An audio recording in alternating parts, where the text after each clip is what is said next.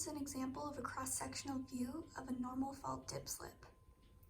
Based off of this view, we can determine that the hanging wall is going to be this side, the right side, and the foot wall is going to be on the left side. And because of the principle of superposition, we can determine that the oldest layer is on the bottom, numbered 1, and the youngest layer is on the top, numbered 3. At this other cross-sectional view, we notice that a dike has made an intrusion. There's different layers of rock, and because of the principle of cross-cutting, we can determine that that dike is the youngest layer.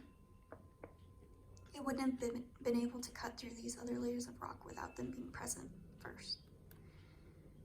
And this is the map or aerial view of this normal fault dip slip. And we can see that this layer number 3 is carried across from here and also from here, and that this dike is also carried across. So we can only see 2 of the 4 layers from this view. This is an example of a map or aerial view of a left lateral strike slip fault.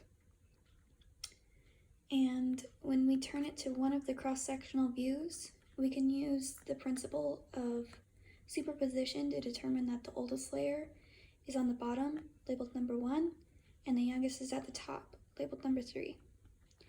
And when we turn it to another cross-sectional view, we notice that another dike has cut through and intruded through these other layers of rock. And based off the principle of cross-cutting, we can determine that that dike is the youngest of those 4 layers. And back to the aerial view, we notice again that only the 3rd and 4th layer are displayed from this view.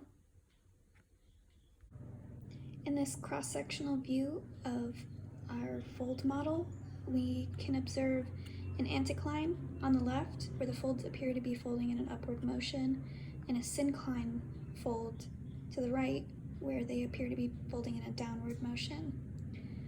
And based off of the principle of original horizontality, we can determine that these folds were originally deposited flat, and because of that, the principle of superposition holds, and we can determine that the layer at the bottom, labeled number 1, also at the center of the anticline, is the oldest, and the layer at the top, also in the center of the syncline, is the youngest.